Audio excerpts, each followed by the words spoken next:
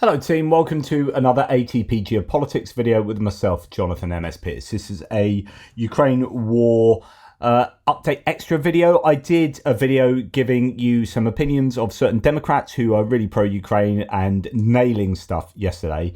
And I thought it's only fair that I get you some GOP, some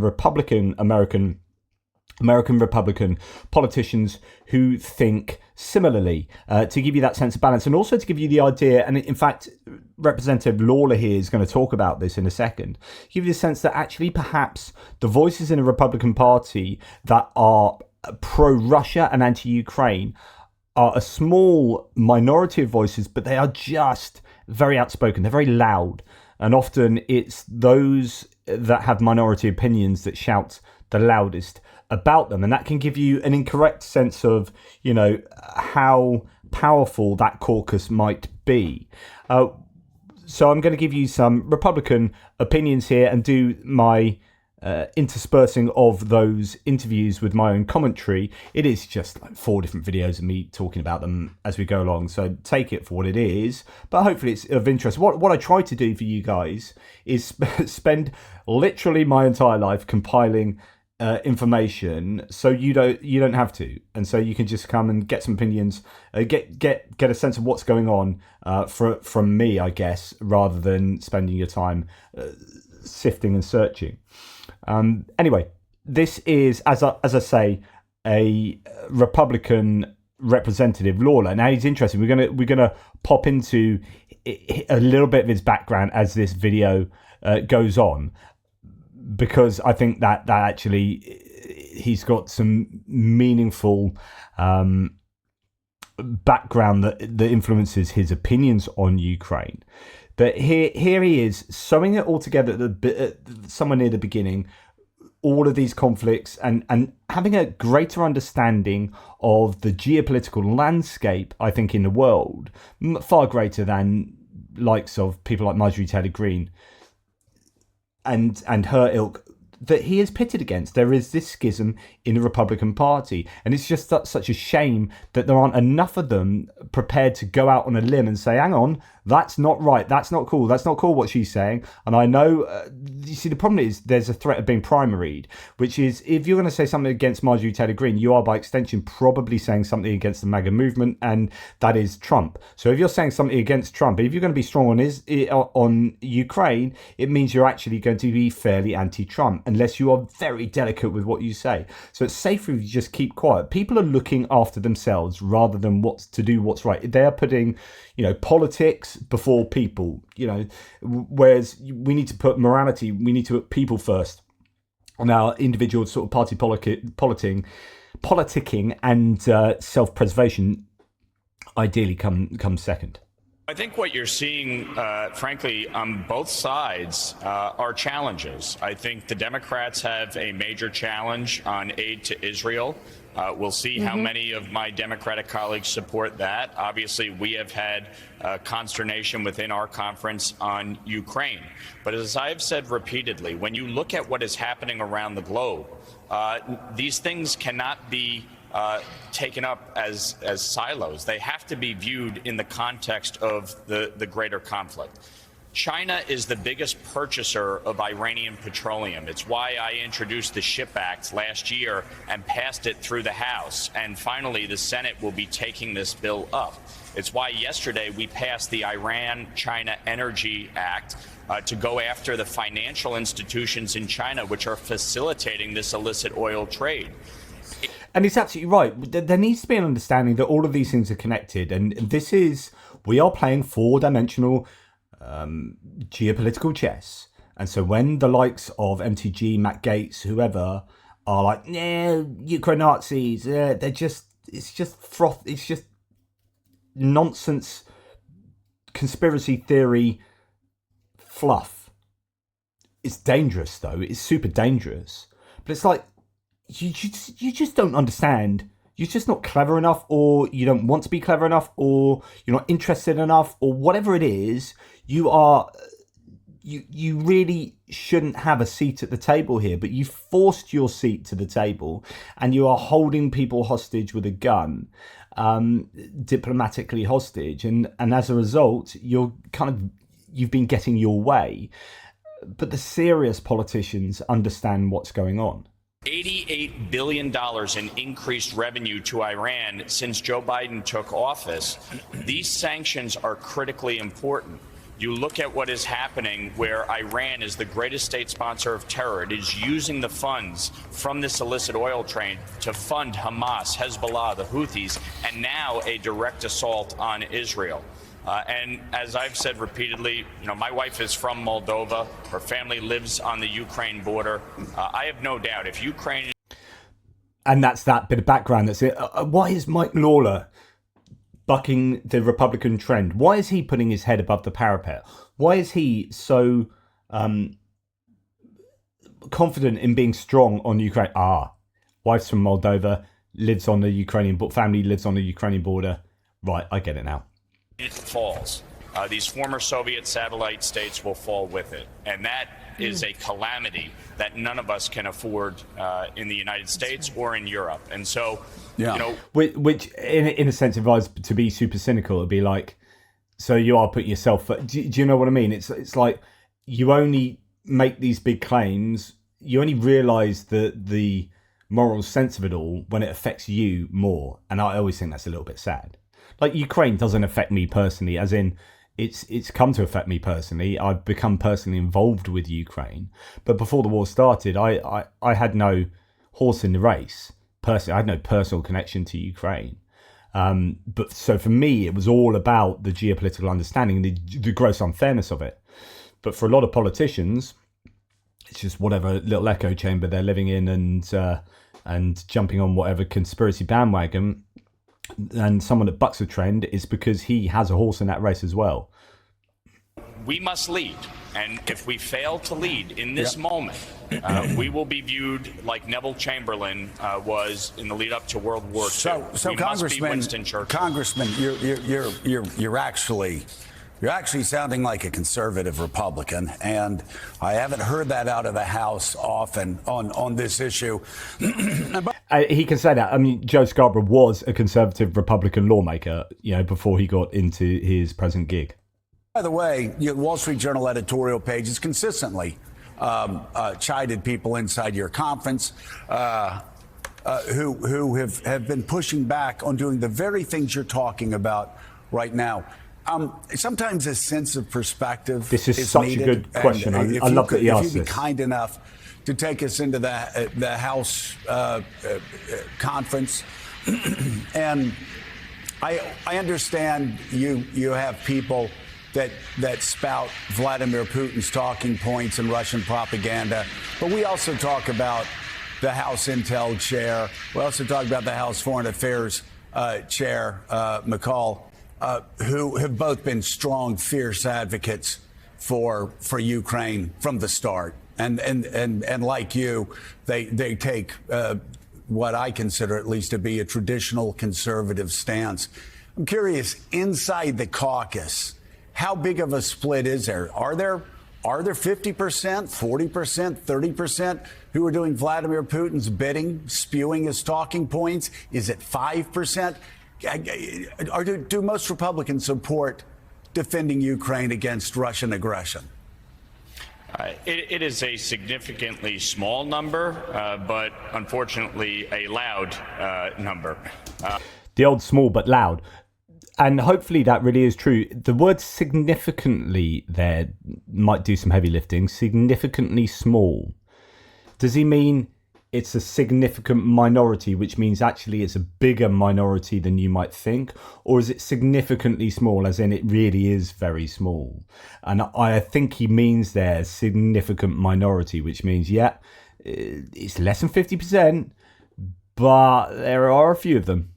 And I think what you have seen, with Chairman McCall's comments, Chairman Turner's comments, and what Speaker Johnson is saying, the Republican conference as a whole, the vast majority of members support. Can I ask you, why is it taking the speaker so long? I mean, Ukrainians have been dying. Good question. What he said yesterday is what you've been saying all along. Why did it take him so long to get there? Look, to be fair to the speaker, I think he walked into a very difficult situation, inherited a conference that obviously was broken, a lot of infighting, and we had a lot of things that needed to get, out the door, including the appropriations package. Obviously, if we want to provide aid to our allies, we need to be able to fund our own government. And so getting the appropriations work done was critically important. Getting FISA reauthorized last week, critically important. And now here we are with aid for our allies. I would have liked to have seen this done a lot sooner. Obviously, the House passed aid to Israel back in November of last year. So it is not that we have not moved legislation, but obviously there's been a lot of consternation.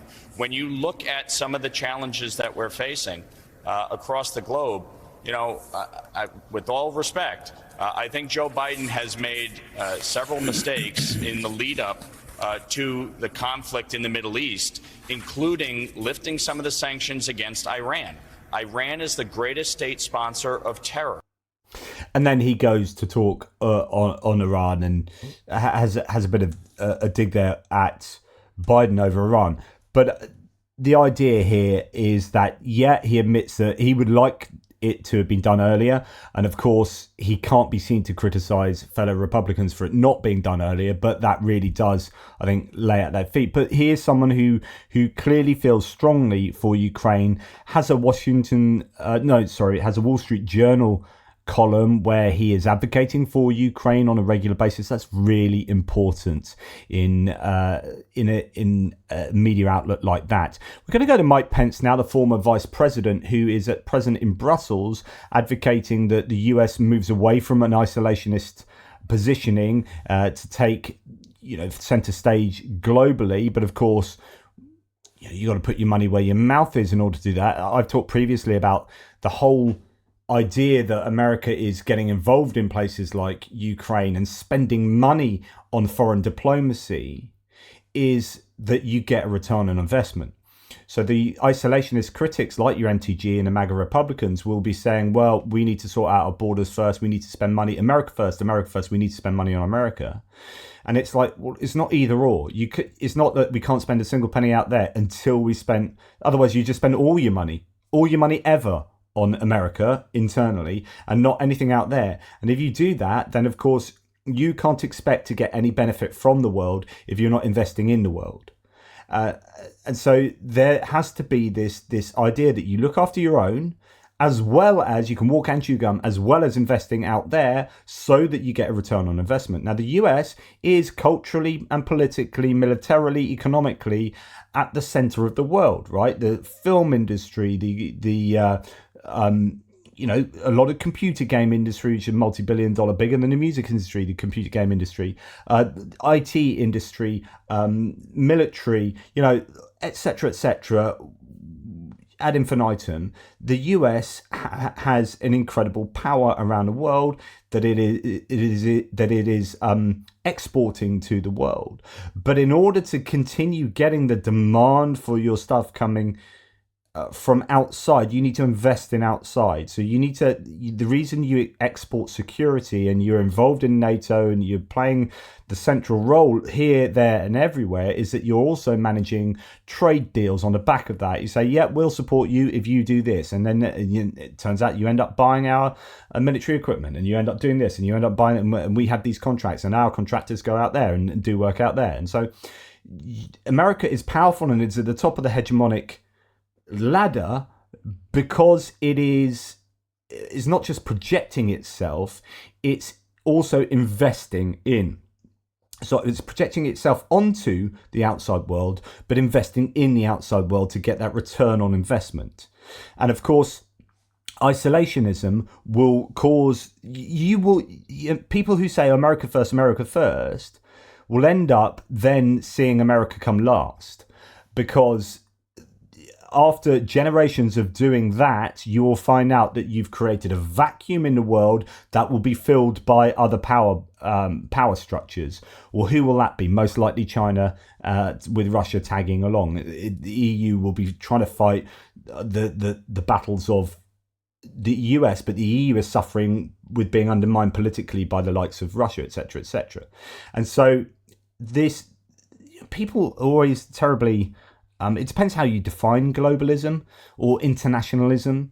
I'm all for internationalism. It's like, we can't just live in our own little place. We live in a globalized world now. I remember watching it was a genetic scientist on a documentary, or on a chat show, actually, sort of science chat show in the UK. And he was asked, what's the most important moment in time? And he said, the invention of the bicycle. I was like, well, that's a bit weird. The invention of the bicycle meant people used to stay in their villages, and you used to mate basically within your villages, and you stayed in your community. And very rarely did people move in the kind of way that we do now.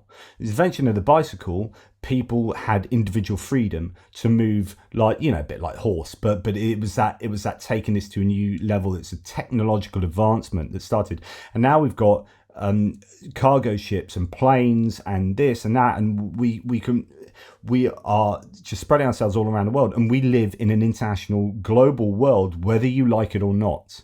And that means we need to work together. If there's a pandemic that spreads because of that, then we need to work together to shut that down. If there's malware, if there's pollution, environmental catastrophe, we need to work together. I don't think there's a future for going complete isolationist. I just think it's not only completely impractical, but it's also counterproductive if you are trying to project yourself as a global superpower and remain as a supreme power as America. MAGA Americans will love to shout USA, USA, USA, and that kind of like that brash pride that comes through. It's like, yeah, but to be great, you need to be interacting, and you need to be investing, and you need to be, otherwise you just become isolated and then taken advantage of. Now, over to Mike Pence here. And that is, the situation in Ukraine is dire today. But the reality is that there's a gathering storm that I think our allies here in Europe recognize. That's why it's so heartening to me to see Speaker Mike Johnson and the Republican leadership moving forward on an aid bill. I think America's the leader of the free world, Jake. And I think it's important in this moment that we... The reason I gave you all that spiel just now is if you want to be able to say America is the leader of the free world, you have that responsibility. It's not just a right. You don't just get to stand up and say, hey, we're the leader of the free world. You need to be projecting yourself as the leader and maintaining your position up there so that you can say, we're the leader of the free world. We stand for liberty and freedom, and that's what we also want to export around the world. We can talk about American imperialism on another day, but the idea is that you don't get to say that just by, it's not a birthright. It's something you have to work for and something you have to continually maintain. Accept that responsibility, that we renew responsibility support for the Ukrainians who fought against this unprovoked and brutal invasion now for more than 2 years. Give them what they need to make the fight, because as I said here today and have said for many years, I have no doubt in my mind, having met Vladimir Putin, that if Putin were allowed to overrun Ukraine, it would not be long before he crossed the border of a NATO country where our men and women in uniform would be required to fight. So the situation is dire. Vladimir Putin continues to brutalize the people of Ukraine, literally fired a missile at a hotel that took dozens of lives and injured nearly 100 men, women, and children. Now is the time for America to lead, and I'm encouraged to see the Congress moving in that direction. They are moving in that direction, but it's taking quite some time, and a lot of the protest against this bill is coming from the right wing of the Republican Party in the House, some of Donald Trump's most stalwart supporters. What do you say to them when they say not one more penny to Ukraine? What's your response? Well, I say to them, from my years of experience as vice president, from my years serving on the International Relations Committee in the House, that this is a real moment of testing for the United States, and we need to meet this moment. Because look, I understand the frustration with the failed policies of the Biden administration at home and abroad. I mean, literally the worst border crisis in American history. And that's, I'm trying to be really positive for the GOP at the moment. Here, Jake Tapper offered him on a plate a way of saying, yeah, these guys suck and they really are wrong. But he's actually trying to say, here's the opportunity to stand up. Instead, he's saying, here's the opportunity to stand up and do what's right. And look, I understand they're really frustrated because Biden's a numpty and he's made all sorts of rubbish decisions. And so I would be as angry as them. And it's like, okay, so here's another opportunity to have a go at Biden rather than say these MAGA MTG and Paul Gosar and people like that, they are just wingnuts. I say that in a much more diplomatic way, but yeah, it's frustrating. They've still not got to a point where it's like calling these people out for like the stuff. I feel strongly about this because the stuff MTG has been saying for the last couple of days is bonkers. It is like full on grade A nut job bonkers. History resulting from Joe Biden undoing all the policies we put into effect, record inflation over the last 3 years, and that disastrous withdrawal from Afghanistan that undermined the credibility and the confidence of I don't want to keep picking him up, but look, Americans have got hold of inflation better than most other countries on earth, right? The inflation was an American thing. It was a global economic thing due to an energy crisis, partly because of what Russia, or largely because of what Russia did, right? So that I would say is disingenuous. Of the free world in American leadership. I think it all literally set the stage for the moment we're in today. Mm-hmm. And I would just say to my colleagues on Capitol Hill, my old friends, that now's a moment where the United States of America needs to square our shoulders. We need to recognize we are the leader of the free world. And we need to step into this moment and send a deafening message, not just to Russia and Vladimir Putin, Jake, but also renew our support to our cherished ally Israel, support Taiwan, and also send a very clear message to the mullahs in Tehran and, frankly, to President Xi in Beijing that America is going to stand firm for freedom.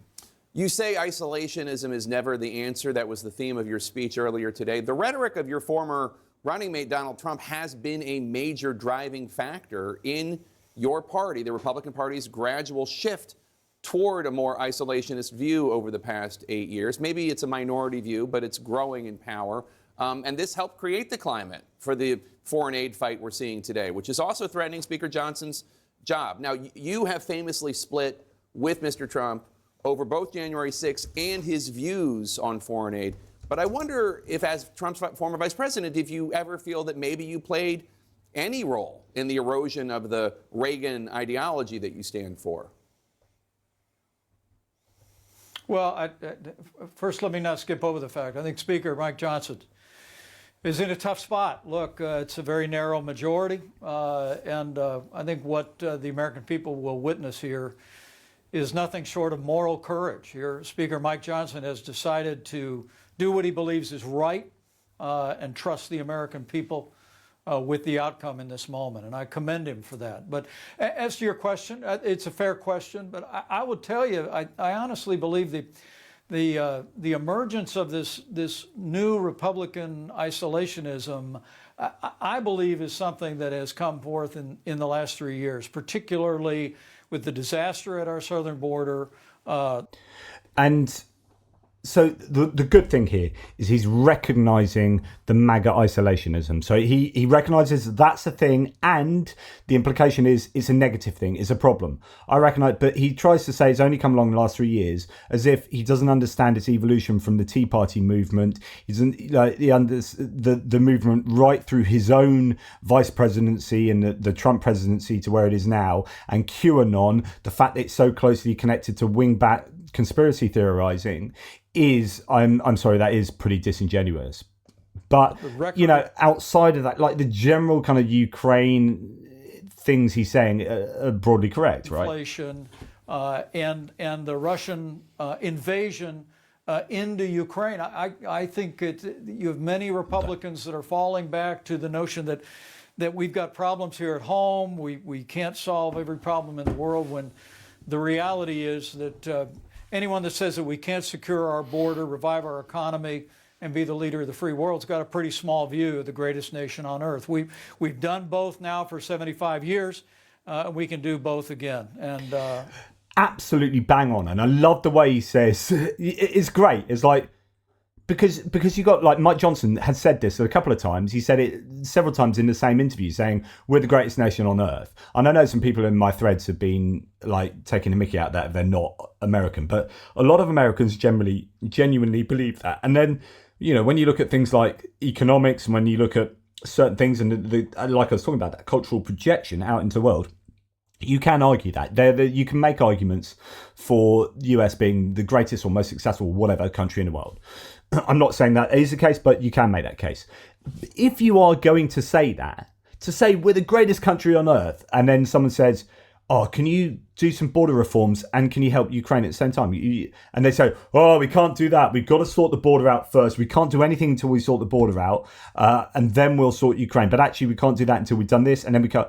Like, Mike Pence is absolutely right. It's like, if we say we're the greatest country on earth, I think we can probably sort our border out and help Ukraine. It's like, while the Second World War was going on, we were doing all sorts of stuff, including, like, helping out Europe with the Second World War and doing lots of domestic stuff. And then when we had the New Deal thing going on, we were also doing stuff internationally. It's like, it's ridiculous to think that you can't do both things. So well done, in Pence. Our administration, I honestly Really believe, right. Jake, that, you know, we built up our military. We stood with our allies, stood up to our enemies. We didn't go looking for foreign entanglements, but when the moment presented itself, whether it was a fight against ISIS, taking down Qasem Soleimani, cruise missiles into Syria, we were willing to use American force. And that's the opposite of isolationism. That's American leadership. You have said that you're not endorsing Donald Trump. You also have not ruled out voting for him. Why not? Okay, I don't want to go down that route, but I think generally there's some good stuff there from Pence.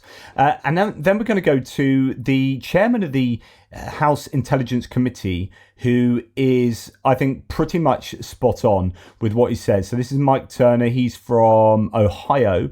Interesting. And yeah, I generally like what he has to say, to be honest, in general. But I just don't think he's strong enough often in condemning others in his own party. It's like, or going directly against Trump in his advocacy, but he has, with McCall, he has called out how people on the House floor in his own party have been infected with Russian propaganda, and that is super important. Like, hats off to him for saying that. That is a big call.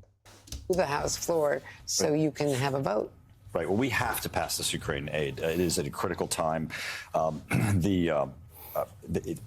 Because of the delay that has occurred in getting this funding approved, Ukraine is running out of ammunition and inventory, and also there are additional advanced weapon systems that they need that I believe the administration may soon approve that would be part of this package that would give them a real edge to be able to, hopefully push Russia back and, repel their aggression. What's interesting about what you just said on the House floor, I mean, we really need to change the rule that is really left over that allows for one member to call for vacating the chair of the Speaker. The Speaker has shown... He's absolutely right there. So he said it's left over, these kind of vague statements. I'm fairly sure that was the bartered agreement with getting Speaker Kevin McCarthy elected back in, even though he was eventually kicked back out. But he had to do some compromises, one of which is only what you can have one person move to vacate you. And he agreed to have that change. I think, correct me if I'm wrong, so that's not a leftover thing. That is literally what was agreed by Kevin McCarthy, the previous Speaker, just before Speaker Mike Johnson. So Yeah. Incredible courage in bringing this package to the floor. And what has happened, where the Speaker's position used to have power and authority, is that now you have the bully caucus, who believes that each one of them can bully or to threaten the Speaker. So this is great from Mike Turner for several reasons. One, again, you concentrate on what words mean things, and you could listen to this and just, yeah, okay, he just said a bunch of stuff that I broadly agree with, but some of those words mean a lot more. So incredible courage. It's not incredible courage to just present a bill to the floor unless your job really is properly on the line. In other words, this is Mike Turner saying those people are really, really giving Mike Johnson a hard time. There's genuinely a group of MAGA Republicans who are properly holding a gun to Mike Johnson's head, metaphorically, and hats off to him for actually coming up and getting this done, and that's kind of why it's taken 7 months and so on and so forth. And then he calls them a bully caucus as well, who are doing things, wielding power that is greater than the number of people that they really are. So they get to shout loudest and also have seemingly more power than an equivalent number of people who aren't doing those kind of things. It goes back to Adam Kinzinger's analogy with the hand grenade. Everyone's got the same amount of power. The hand grenade's in the middle of the room. As soon as one person picks up that hand grenade, has their hands on the pin, then they have all the power. And MTG at the moment, Marjorie Taylor Greene, is that person with a hand grenade. That needs to stop. We need to get back to professionalism. We need to get back to governing. We need to get back to legislating. And so, sorry to keep stopping, but that means that one, those MAGA Republicans aren't professional. Two, they are not governing. I mean, this is a really heavy indictment. You remember what he's saying is not that the Democrats are not. The Democrats want these bills to the floor. They're not the ones that have kept it back. So who has kept that? These people. So it's like they've given Mike Johnson a hard time. They are a bully caucus. They're not governing and they're not professional. And we need to get back to being, professional, etc., etc. We need to get back to professionalism. We need to get back to governing. We need to get back to legislating. And this rule needs to be changed. And the House Rules Committee, which has to report this out, and they are the gatekeepers, and they've got some pretty hardline members. Do you think it can get out of House rules? I think there's bipartisan support for this rule change. And this type of physical bullying, not just legislative bullying, is a great example. We need the Speaker to be free from this type of threat, and so that he can do the right thing and serve the American people. And he's certainly showing a tremendous amount of courage. And what about the fact that President Trump... Sorry, and just he keeps repeating he's showing a tremendous amount of courage. This shows how dysfunctional the place is, that Mike Johnson is having to go this far to just do what's normally expected, and that shouldn't be shouldn't be hyper partisan. Like, he's presenting a bill that's for the benefit of the national security of the US, concerning a conflict that the US is involved in, involving the US's arch nemesis Russia, and indeed China. Everyone should be on the same page here. But the fact that Mike Johnson has to show incredible courage to put these bills to the floor is a representation of how dysfunctional it is. Former President Trump has been, very negative about the Ukraine aid, wants it to be a loan. There can be some arguments for that. But they've been arguing for it to be done through the repo of taking Russian assets. But there's only $3 billion under U.S. control in Russian assets. Which is what she said to Nancy Pelosi the other night. Talking about doing that in June or addressing it in June.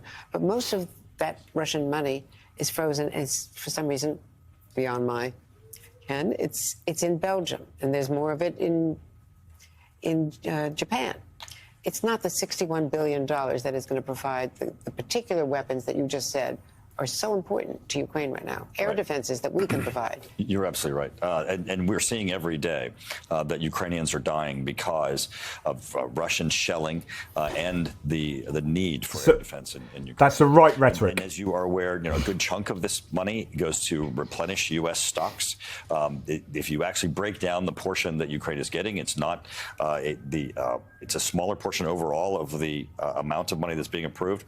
And even so, the United States has contributed less than half of all aid, military and humanitarian. He goes on to talk about this in more detail in a second when she asks him the next question, which I talked about earlier. I showed you this earlier, this part. But it's really important that not only does he say that US is not providing as much as the EU and Europe, because that corrects disinformation.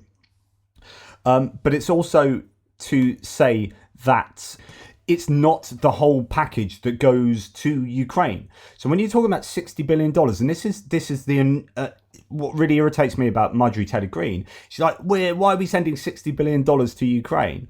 Well, actually, most of that money is going to go to the US in terms of ordering new equipment from the US to replenish DoD stocks, it will be the cost of that equipment to go to Ukraine, which will then be replenished. It's about investing in the US. So it's not $60 billion going to Ukraine at all. And he very clearly said that. To Ukraine. We need to step up the plate. It's part of the morale that Ukraine needs. We need to stand up to Putin. Putin needs to know that the United States is not going to walk away. This is a fight between authoritarianism and democracy, and we need to be on the side of democracy. And another thing Mr. Trump said, I think on Friday, was that the U.S. should not do anything until Europe does something. Well, Europe did $54 billion this year already. Right. Again, we're less than half. It's not that they're doing anything. Yeah, we're less than half of overall aid. The EU, collective nations, have contributed more overall than the United States has overall. I want to ask you about what you said in the last couple of days or a week ago, perhaps, about how some of the House Republicans, wittingly or not, are repeating Russian propaganda against Ukraine, false charges against so-called corruption in Ukraine and other things that are completely unproved. But it's coming right from the Russia propaganda machine, and it's ending up on the House floor. What can you, as the intelligence chair, or your colleagues do about that? Right. So we're trying to get into the hands of my fellow members of Congress information that they could understand what real threat Russia is. I mean, it's also pro-Russian propaganda that we need to be able to clearly identify Russia's an adversary. Their weapons are pointed at us. They continue to field new weapon systems, including new nuclear weapon systems. They continue to hack into the United States. We continue to see threats to our infrastructure. And I'm really glad that and I think more people need to talk about this right across the political spectrum in US politics, is the threat that Russia is posing to the US, not potentially, but in actuality. The cyber attacks in taking out US utilities or attempting to do that. I think he's really on point here. As a result of Russians' nefarious actions, we need to be able to stand up and clearly say Russia is an adversary. We're not going to allow them as an aggressor.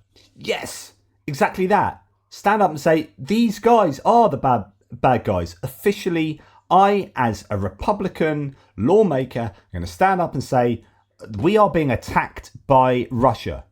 We are being attacked in our own country by Russia. They are the bad guys, not this kind of nonsense stuff that people like Marjorie Taylor Greene come up with and essentially lie in barrages of lies. To continue to kill and threaten a standing democracy in Europe that will, if they were permitted, cascade and threaten other nations in Europe.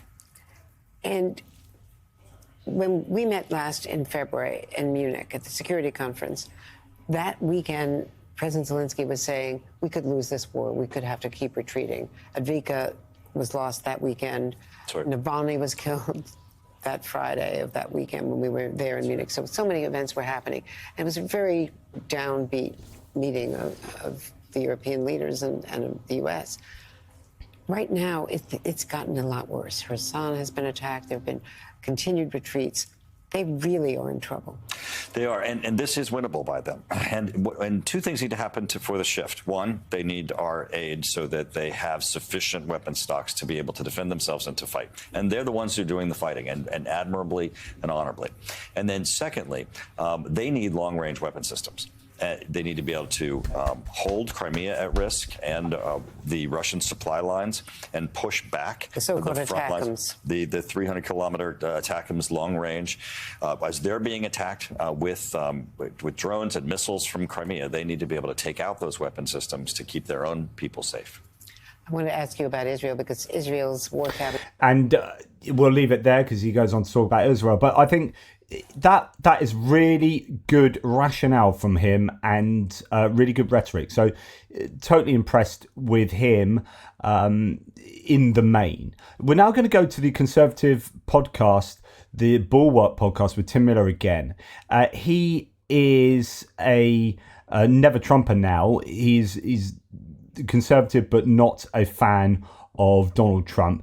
And here these two talk about Mike Johnson, and this isn't necessarily to do with Ukraine. So it is by extension what Johnson's done, and they talk about whether he genuinely believes that. But there's also some really interesting discussion about Mike Johnson's positioning here, and then whether he will be weakened or strengthened by doing work with the Democrats. I think this is the whole thing is an interesting video to watch, but this section particularly so. I'd seen a single Mike Johnson speech, or it wasn't even really a speech. I'd seen a single thing in Mike Johnson. I was like, that's a weird character.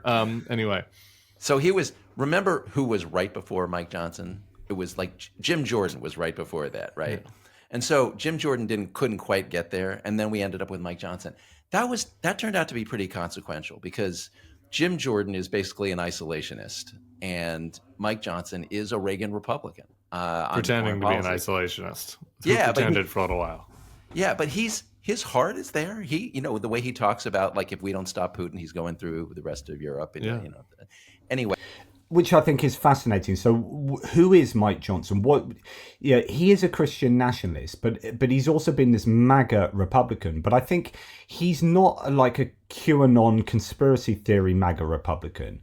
I think he's aligned with some of their, top of the agenda positions, such as on abortion. He's pro-life in that MAGA way, but probably because of his stalwart Christianity.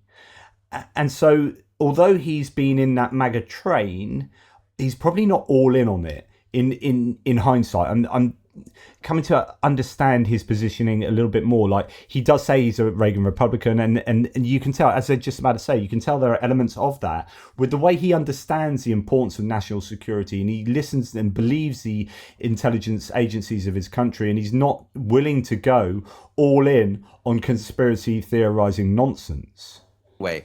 So we have somebody every once in a while it'll sound like Kinzinger or Bill Kristol or something, and then all of a sudden he reverts. I don't know, it's very strange, but you can tell it's in there. There's like a little hint of something.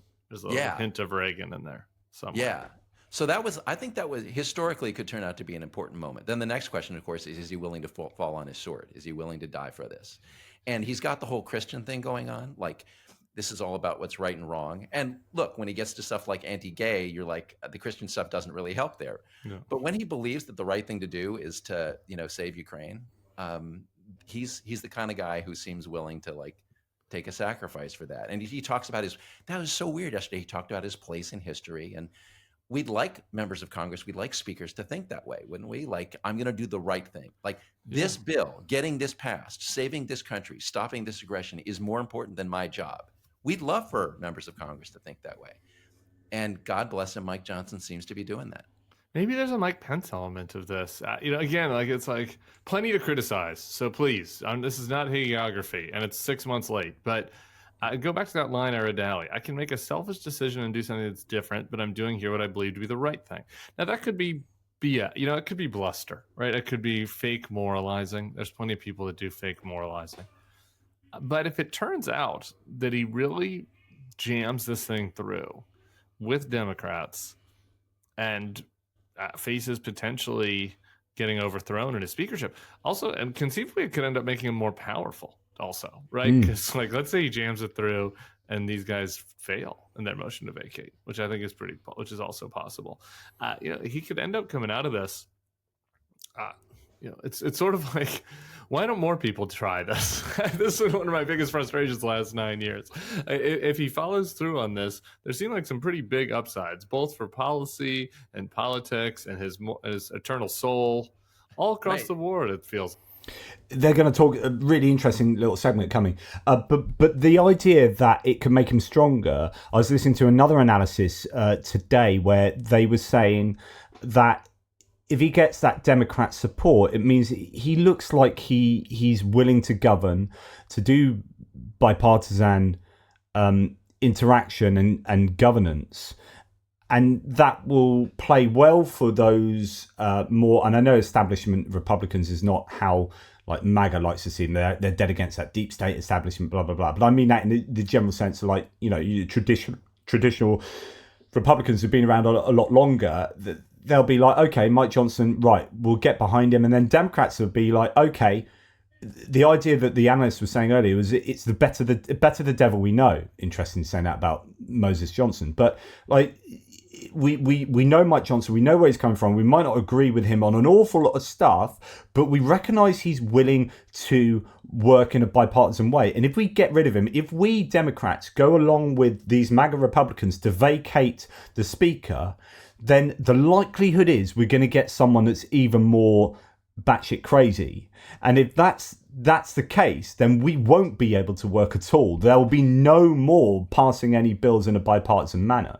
So actually, Mike Johnson is probably a safe bet for the Democrats to keep in as Speaker. And that then makes Mike Johnson more powerful. So these bills could end up being passed with a bipartisan majority, a strengthening of bipartisan work in Mike Johnson's position, and actually force the MAGA Republicans, I'm not too sure about this last part, but those MAGA Republicans could then be forced to admit that their positioning is counterproductive and not as powerful, not as popular as they might have previously thought. Like it could be working for him. Let me pull on that eternal soul theme for a minute. People who believe this, people who believe that they're part of some large thing, God's plan or whatever, and like they can be appealed to do this large thing that ends their career because they believe it's going to last into eternity. Like, well, they do the right thing in the story, like a biblical character, right? If Mike Johnson sees himself that way, that's good. Does. And speaking for myself, I can't speak for you on this, but maybe you would agree with me. I think it's really important for those of us who want conversions. Like you were for Trump, now you like Chris Christie. At the end of Chris Christie's career, he does the right thing. He turns against Trump. You have to pick Chris Christie as the example. I'm with you. I think I'm going to agree with you, but you picked an example that's going to make it really hard for me. But go ahead. Finish your good. We should make it hard to test the proposition. We should make it. Good. We should let people be remembered for the last thing they did, if it was the right thing. Just a bit of geekery aside here. There's something called a reductio ad absurdum, which is you reduce something to its most absurd example, and you do that because if that's so egregious, but the logic still works, then the logic definitely works. If it definitely works, if the logic works in this most incredibly dislikable situation, then we can apply that logic right across here. You want to take it to the extreme to test out the logic, and that's what he's referring really to a reductio there, reductio ad absurdum. I like that thing, and I understand all of what Chris Christie did going into this, but so if Mike Johnson ends his career as Speaker by getting the money to Ukraine and at least preventing them from collapsing, which seems to be what's going on in a lot of the front over there, God bless him. And I'm willing to forgive and not forget, but to forgive a lot of what he did before that. And I want to incentivize that. I want the people who come after Mike Johnson to say, I may have been a cynical character here and there in my career, but here is a great way to go out. And instead of like the Kevin McCarthy character where you're always conniving to stay in power, have people be willing to say, this bill, this thing I'm going to do right now, probably will cost me my career, might cost me my career, but it doesn't end the history of me. It makes the history of me. It is the headline in the history of me. I did the right thing. And I think that's fascinating stuff. And in fact, in this other analysis I was watching, there was talk about how the House has become so partisan now that it's difficult to see it really ever working together in a way it maybe did 20, 30 years ago. There are some people referencing those in the know who are working. They're saying that staffers are now leaving. It's not just that you've had Ken Buck and Mike Gallagher leaving and resigning because they can't handle how it's so dysfunctional. And there is thought that there could be others on the way too, but that hasn't happened yet. Maybe because it's all about these bills and whether they get through. But apparently there's been a bit of an exodus of staffers who are like, this is worse than it's ever been. I can't handle working this. I'm going to get out of this job. And that is a reflection of this hyper-partisan scenario where people are just not prepared to work together. That it's like, it was a claim that we heard that they were discussing on another Bulwark episode where it was one of the, I forget his name, Graves. It was a representative Graves is saying, look, we can't pass this Israel package because it's Biden. We can't pass this Ukraine package because it's Biden. We can't pass this Iran TikTok package because it's Biden. It's like, in other words, you can't ever pass anything. Like, if you think everything is that the other side wants is bad because the other side want it, then you can't understand that both sides could want the same thing for the betterment of the US. And it means that you can't govern like that. You can't see literally everything that the other side promotes or that the president wants as being prima facie wrong just because. That is hyperpartisanship, and that is destructive. And so you could get a situation where these bills go through, and it could be the start of a bit of a healing that needs to take place for Congress, for the House of Representatives. I think the Senate's in a slightly different position. But anyway, Mike Johnson could come out a little bit stronger from this. And do you know what? If these bills do pass, it is 7 months too late, and he does suck for that.